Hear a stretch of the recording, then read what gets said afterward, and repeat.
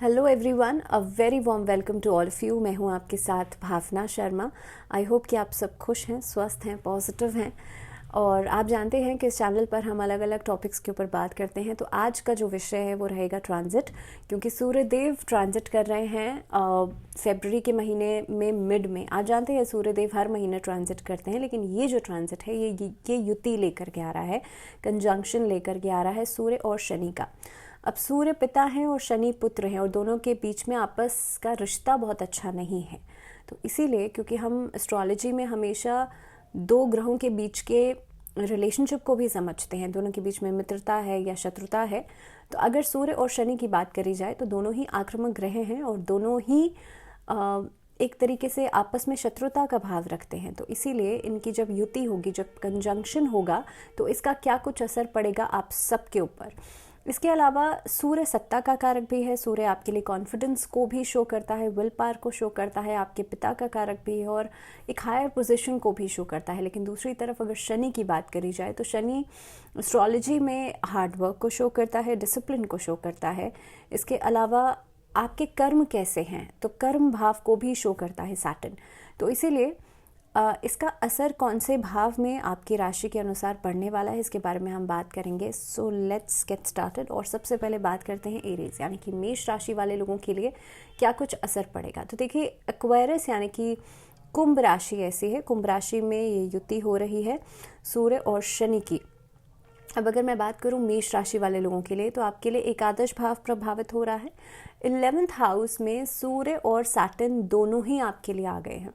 इस अवधि में आपके लिए जो सिचुएशंस रहेंगी, खासतौर पे आपके कामकाज को देखते हुए, फिनेंसेस को देखते हुए, तो थोड़ा सा हार्डवर्क, थोड़ी सी मेहनत आपको ज़रूर करनी पड़ेगी। लेकिन ये अवधि कोई हायर पोजीशन तक आपको ले जा सकती है, क्योंकि ये 1 महीने के लिए ट्रांजिट हो रहा है। तो 1 महीने के लिए कंजंक्शन हो रहा है, तो कहीं ना कहीं पे इस अवधि में आपको कोई अच्छी पोजीशन मिल सकती है। बट शर्त यही है कि आपको मेहनत करनी पड़ेगी। दूसरी चीज़, क्लैशेस हो सकते हैं वर्क प्लेस पर, आपके आसपास के लोगों के साथ, आपके उच्च अधिकारियों के साथ, आपके पिता के साथ। लेकिन फाइनेंसेस को देखते हुए आपके लिए इस अवधि में जितना आपने मेहनत करी है वहाँ से आउटपुट मिलेगा, वहाँ से पैसा मिलेगा। कोई नया कार्य शुरू कर सकते हैं, नई किसी ऑर्गेनाइजेशन के साथ जुड़ सकते हैं। आपकी मेहनत इस अवधि में बहुत अच्छी रंग लाएगी। साथ ही में दिस इज़ द टाइम जब आप प्लानिंग से कोई काम करते हैं तो उसमें इम्प्लीमेंटेशन बहुत इंपॉर्टेंट होती है। तो लेजीनेस के साथ कोई काम नहीं कीजिएगा, क्योंकि जहाँ पर लेजीनेस आती है वहाँ पर सैटर्न आपका साथ नहीं देता। सो बी श्योर, क्योंकि 11th हाउस में सन सैटर्न की कंजंक्शन हो रहा है, तो ध्यान इस बात का रखिएगा कि अपने कॉन्फिडेंस को एकदम अच्छी पीक पर रखें और इस अवधि में आप बढ़ चढ़कर मेहनत ज़रूर कीजिएगा। मान सम्मान आपको मिलेगा। और जैसे मैंने कहा कि काम रुक रुक कर हो सकते हैं, डिलेज बेशक से हो सकते हैं, लेकिन काम आपका होगा ज़रूर, पूरा ज़रूर हो जाएगा। करना आपको ये है, एक तो शनि चालीसा का पाठ कीजिएगा और संडे के दिन आदित्य हृदय स्तोत्र का पाठ कीजिएगा। आप अगर कर पाएँ तो ये बहुत अच्छा रूटीन रहेगा आपके लिए। इस अवधि में सूर्य को जल देना शुरू कर दीजिए। आगे बढ़ते हैं, बात करते हैं टॉरस यानी कि वृषभ राशि। आपके लिए 10th हाउस में युति होगी, दशम भाव में सूर्य और शनि की जब युति होगी तो इस अवधि में आपका कर्म भाव प्रभावित होगा। और इस अवधि में आपको मेहनत ज़ोर शोर से करनी पड़ेगी, क्योंकि अगर मेहनत नहीं करेंगे तो आप समझ लीजिए कि कुछ नहीं हो सकता। स्टूडेंट्स के लिए इस अवधि में आप करियर के लिए कोई खासा डिसीजन लिया जा सकता है। हाँ, दिस इज़ द टाइम जब आप अपनी रिलेशनशिप्स को थोड़ा सा दरकिनार कर सकते हैं, जिसकी वजह से रिलेशनशिप पार्ट में कहीं ना कहीं पे मिसअंडरस्टैंडिंग्स बन सकती हैं, छोटी छोटी बातों के इश्यूज बन सकते हैं। लेकिन वर्क फ्रंट पे बहुत अच्छा करेंगे, आपका कॉन्फिडेंस कमाल का रहेगा, सरकारी पद की प्राप्ति हो सकती है इस अवधि में। पॉलिटिकल क्षेत्र में कुछ नया कार्य कर सकते हैं। सोशल वर्क जो लोग करते हैं उनके लिए बहुत अच्छा रहेगा। इस अवधि में फीमेल्स को रिस्पेक्ट ज़रूर करें। कोशिश करें आप सैटरडे के दिन शमी के पौधे में दीपक ज़रूर जलाएं और ख़ास तौर पर सूर्य को जल ज़रूर दें। ओम आदित्याय नमः इस मंत्र का जाप ज़रूर कीजिएगा। मिथुन राशि की बात करते हैं। जेमिनाइज के लिए 9th हाउस प्रभावित होगा। 9th हाउस जब प्रभावित होगा तो दैट मीन्स आपके भाग्य भाव में ये युति बनेगी। सूर्य और शनि जब आपके भाग्य भाव में आएंगे तो पहली चीज़ तो आपको मान सम्मान दिलाएंगे। दूसरी बात यह है कि आपका भाग्य अचानक से आपका साथ देगा। आपको नए नए प्रोजेक्ट्स मिलना शुरू हो जाएंगे, नया कोई काम मिल सकता है, नई जॉब मिल सकती है। करियर फ्रंट पे बहुत अच्छा समय रहेगा।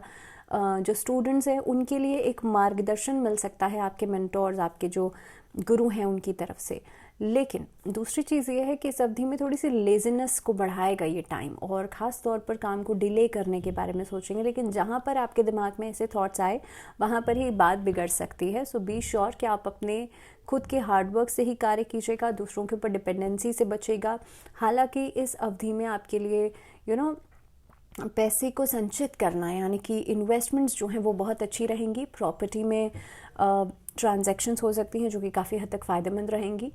इस अवधि में कोई प्रपोजल आपको मिल सकता है रिगार्डिंग योर प्रोफेशनल लाइफ। दूसरी चीज़ ये है कि माता पिता का साथ आपको ज़रूर मिलेगा, सपोर्ट सिस्टम आपका बहुत अच्छा रहेगा। सो कुल मिलाकर के समय अच्छा है। उपाय सिर्फ और सिर्फ इतना से करना है, रविवार के दिन यानी कि संडे के दिन आपको ओम भास्कराय नमः इस मंत्र का जाप करना है 108 बार। बात करेंगे कर्क राशि। कर्क राशि यानी कि चंद्रमा की राशि। और देखिए ये जो समय है ना, कर्क राशि वाले लोगों के लिए थोड़ा सा डिफ़िकल्ट हो सकता है, बिकॉज अष्टम भाव 8th हाउस में युति बन रही है। एक्सीडेंट से बच करके चलिएगा, बहुत ज़्यादा रैशली आप ड्राइविंग नहीं कीजिएगा। दूसरी बात ये कि इस अवधि में बहुत ज़्यादा ओवर कॉन्फिडेंस में आकर के कोई कार्य नहीं कीजिएगा, दूसरे लोगों का अपमान नहीं कीजिएगा। सेहत के मामले में थोड़ा सतर्क रहिएगा। लेकिन अच्छी बात यह है कि आपकी अचानक से ऑकल्ट में या अलग अलग सब्जेक्ट्स को पढ़ने में दिलचस्पी बढ़ सकती है। आपकी इंट्यूटिव पावर बहुत अच्छी हो जाएगी। अलग अलग फील्ड्स को आप एक्सप्लोर कर सकते हैं, उसके लिहाज से समय बहुत अच्छा है। ख़ास तौर पर दूसरे लोग आपको कहीं ना कहीं पे उन पर डिपेंडेंसी बहुत अच्छी नहीं है, उनको देख करके कोई कार्य करना अच्छा नहीं है। रिमेंबर वन थिंग दैट आप लोगों का, क्योंकि वैसे भी चंद्रमा की राशि है तो वैसे भी इमोशन ज़्यादा रहते हैं, इमोशनल आप ज़्यादा रहते हैं। सो बी श्योर कि इस अवधि में कोई आपके इमोशंस को ठेस नहीं पहुंचा पाए। उसके लिए इम्पॉर्टेंट यही है आप अपने कॉन्फिडेंस को एकदम हाई पीक पर रखिएगा। गंगा जल मिलाकर के स्नान ज़रूर करें, अपने आसपास लैवेंडर एसेंस का प्रयोग ज़रूर करें, और कोशिश करें कि संडे के दिन आप खास तौर पर गायत्री मंत्र का 108 बार जाप ज़रूर करें। डेली सूर्य को जल दीजिएगा और आदित्य हृदय स्तोत्र का पाठ संडे के दिन ज़रूर कीजिएगा, आपके लिए चीज़ें बेहतर रहेंगी। और हाँ, वन मोर थिंग, अपनी हेल्थ इश्यूज़ के लिए आप कोशिश करें अपने हार्ट चक्र को बैलेंस करें और महामृत्युंजय मंत्र का चैंटिंग ज़रूर करें। तो चलिए बात करते हैं सिंह राशि और लियोस की। अगर मैं बात करूं, क्योंकि सूर्य की राशि है, आपके लिए 7th हाउस में सूर्य और शनि की युति बनेगी। 7th house is for marriage, 7th house is for companionship and professional partnerships also can be seen from this house. तो आपके लिए अगर मैं बात करूं तो मैरिज लाइफ में डिस्टर्बेंस बिल्कुल आ सकती है। बहुत ज़्यादा ईगोइस्टिक होकर के बात नहीं कीजिएगा। इस अवधि में जितनी आप मेहनत कर रहे हैं वो सारी चीज़ें फ्लश ऑफ हो सकती हैं। तो बी श्योर कि आप कहाँ पर पिन पॉइंटेडली कहाँ पैसा लगा रहे हैं, क्या किस इंसान के साथ जुड़ रहे हैं, क्या कार्य कर रहे हैं। प्रोफेशनल रिलेशनशिप्स में भी या प्रोफेशनल पार्टनरशिप्स में भी इस अवधि में डिस्प्यूट्स बढ़ सकते हैं, जिसके कारण पैसे की हानि हो सकती है। पैसा खर्च करते समय आप थोड़ा सा ध्यान रखिएगा, अपनी जेब के खर्च के अनुसार ही पैसा खर्च कीजिएगा। दूसरी चीज़ ये है कि इस अवधि में खासतौर पे ओवर कॉन्फिडेंस में आकर के कार्य करना बहुत अच्छा नहीं है। हालांकि प्रोफेशनली आप देखेंगे कहीं ना कहीं पे जिन लोगों के पास नौकरी नहीं है उनको नौकरी मिल सकती है, नई अपॉर्चुनिटीज़ मिल सकती हैं। And this will be the time जब स्टूडेंट्स के लिए बेहतर करियर अपॉर्चुनिटीज़ आपको मिलेंगी। इस अवधि में कोई खास डिसीजन लिया जा सकता है, बट अब सिर्फ मैरिज लाइफ को लेकर के थोड़ा सा ज़्यादा कंसर्न रहेगा। इस अवधि में राधा कृष्ण की उपासना करना आपके लिए अच्छा रहेगा। बात करेंगे वर्गोज यानी कि कन्या राशि, और आपके लिए 6th हाउस जो है वो प्रभावित होगा। 6th हाउस में शनि और सूर्य की युति जब होगी तो आपके शत्रु आप पर हावी होने की कोशिश करेंगे, लेकिन ऐसा कर नहीं पाएंगे, क्योंकि इस अवधि में आपका जो एक ऑरा है वो बहुत ज़्यादा करिश्मेटिक रहने वाला है। दूसरी बात, वर्गोस के लिए ट्रैवलिंग हो सकती है। वर्गोस के लिए पुराने जो कोर्ट कचहरी के मामले थे वो ख़त्म हो सकते हैं, ख़त्म होने की तरफ आगे बढ़ सकते हैं। लेकिन अपने स्वास्थ्य का ज़रूर ध्यान रखिएगा। ख़ास तौर पर इस अवधि में बहुत ज़्यादा लोगों के साथ उलझिएगा नहीं, वाद विवाद में नहीं पड़िएगा, बिकॉज अल्टीमेटली गलती किसी की भी हो, सिचुएशंस आपके ऊपर भारी पड़ जाएंगी। सो बी श्योर आप इस चीज़ का ध्यान रखें। वर्क प्लेस पर सारी चीज़ें ऑर्गेनाइज्ड नज़र आती हैं, लेकिन फिर भी मैं कहूँगी कि मेंटल स्ट्रेस थोड़ा सा परेशान कर सकता है। ओम आदित्याय नमः या ओम भास्कराय नमः इस मंत्र का जाप कर सकते हैं। साथ ही में ओम का चैंटिंग करना आपके लिए अर्ली मॉर्निंग बहुत अच्छा रहेगा। आगे बढ़ते हैं, बात करते हैं लीब्रंस की, और लीब्रंस के लिए 5th हाउस प्रभावित होगा। देखिए, पंचम भाव जो है वो संतान का भाव भी है और शिक्षा का भाव भी है, रिलेशनशिप्स का भाव भी है। तो इस अवधि में आप देखेंगे कि हायर एजुकेशन की तरफ आप आगे बढ़ सकते हैं। जो बच्चे अब्रॉड जाकर के पढ़ाई करना चाहते हैं उनके लिए ट्रैवलिंग में थोड़ी सी रुकावट आती नज़र आती है, लेकिन चीज़ें पूरी ज़रूर हो जाएंगी। आपके लिए डॉक्यूमेंटेशन प्रोसेस आगे बढ़ेगा।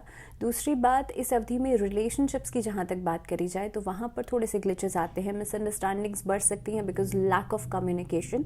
सो बी श्योर कि आप कम्युनिकेशन वाले पार्ट पर ज़रा सी भी आप लापरवाही नहीं करें। लिब्रंस को इस अवधि में अगर मैं बात करूं अपने संतान पक्ष की, तो इस अवधि में अपने बच्चों की सेहत का ज़रूर ध्यान रखना चाहिए। ख़ास तौर पर सीजनल चेंजेस की वजह से थोड़ी सी दिक्कतें आ सकती हैं। बहुत ज़्यादा हाई फीवर नहीं हो जाए, इस चीज़ का ध्यान रखिएगा। आपको करना ये है, अपने घर के मेन एंट्रेंस पर आप स्वास्तिक बना सकते हैं लाल चंदन से। इस उपाय को आप संडे के दिन कीजिएगा। दूसरी चीज़, अपने घर के साउथ डायरेक्शन में शनिवार के दिन चौमुखा दीपक ज़रूर जलाइएगा, वो आपके लिए बेहतर रहेगा। या तो घर के साउथ में जला दीजिए या किसी चौराहे पर आप जला सकते हैं। बात करते हैं स्कॉर्पियोज यानी कि वृश्चिक राशि वाले लोगों के लिए ये जो कंजंक्शन है कैसा रहने वाला है और आपके लिए चतुर्थ भाव प्रभावित होगा। देखिए, दिस इज़ द टाइम जब आप देखेंगे कि ग्रेजुअली चीज़ें आपके लिए हो रही हैं। सो जल्दबाजी पहली बात तो नहीं करनी है। किसी भी कार्य को पूरा करने में समय लगता है और अगर आप जल्दबाजी करेंगे तो काम को बिगाड़ सकते हैं। माता की स्वास्थ्य का ध्यान ज़रूर रखिएगा। आपका मान सम्मान इस अवधि में थोड़ा सा वहाँ पर हानि होती हुई नज़र आती है। इन्वेस्टमेंट पॉइंट ऑफ व्यू से समय अच्छा रहेगा। प्रॉपर्टी में लेन देन नज़र आता है। स्टूडेंट्स के लिए समय स्टेबल रहेगा। आई वुड नॉट से बहुत अच्छा या बहुत बुरा, लेकिन हाँ, स्टेबिलिटी मेंटेन करेंगे। जो लोग शिक्षा के क्षेत्र से जुड़े हुए हैं यानी कि प्रोफेसर्स हैं या किसी ऐसे कॉम्पिटिटिव एग्ज़ाम की तैयारी कर रहे हैं, आप लोगों के लिए थोड़ी बहुत डिस्ट्रैक्शंस नज़र आती हैं after 20 February. So be sure कि आप लोग थोड़ा सा अलर्ट रहिएगा। दूसरी चीज़ ये है कि स्कॉर्पियोज के लिए बैक बिचिंग आपके बारे में लोग कर सकते हैं, जिसके बारे में सुन करके कहीं ना कहीं पे आपका मोरल डाउन हो सकता है। सो बी श्योर कि आप दूसरे लोगों की, ऐसे लोगों की एटलीस्ट बातों से प्रभावित नहीं हो जो कि आपके लिए बहुत इंपॉर्टेंट नहीं है। तो इस चीज़ का ध्यान रखिएगा। अपने कॉन्फिडेंस को इस अवधि में बढ़ाने की कोशिश कीजिएगा। उसके लिए करना आपको ये है, अपने थर्ड आई चक्र पर यानी कि यहाँ पर लाल चंदन से तिलक लगाइएगा और ओम घृणी सूर्याय नमः इस मंत्र का जाप 108 बार कीजिएगा। बात करते हैं सैजिटेरियंस यानी कि धनु राशि। धनु राशि वाले जो लोग हैं, पराक्रम भाव में सूर्य और शनि जब आ जाएंगे आपके लिए तो काफ़ी हद तक आपके कॉन्फिडेंस बढ़ेगा। बहुत सारे ऐसे काम कर सकते हैं जो रिस्क वाले हों।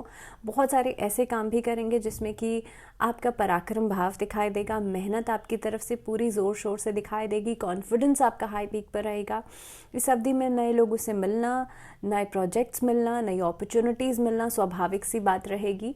धनु राशि वाले जो लोग हैं ना, उनका ऑरा बहुत करिज्मेटिक रहेगा इस अवधि में। खास तौर पे this will be the 1 month जिसमें कि आपका जो आपका हुनर है ना वो दिखाई देगा।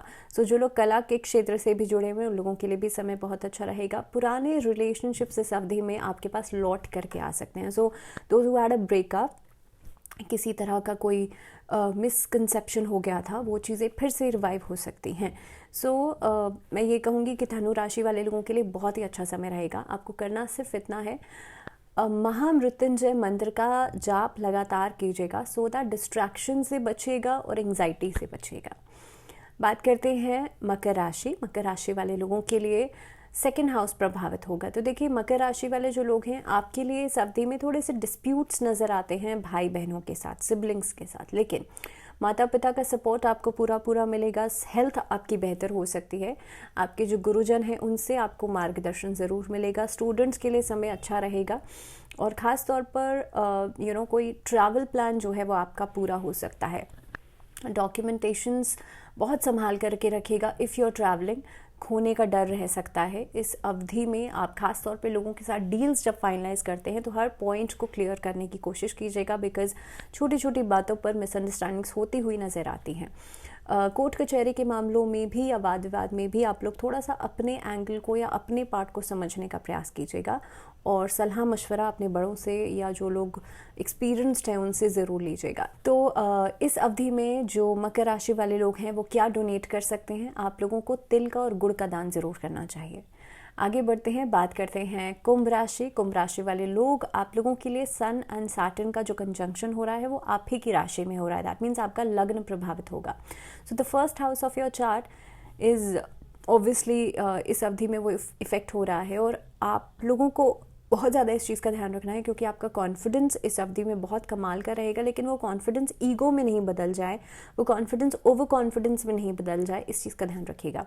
आपकी तरफ से हार्डवर्क चीज़ों में बहुत ज़्यादा रहेगा, लेकिन कहीं ना कहीं पे दूसरे लोगों की वजह से थोड़े बहुत ग्लिचेस आ सकते हैं, थोड़े बहुत डिलेज आ सकते हैं। इस अवधि में आपको हर चीज़ को बहुत पिन पॉइंटली सॉर्ट आउट करना है। आप किसी का अपमान नहीं करेंगे, खास तौर पे इस अवधि में लेबरर्स को आप अपमान नहीं करेंगे, उनके साथ गलत भाषा का इस्तेमाल नहीं करेंगे।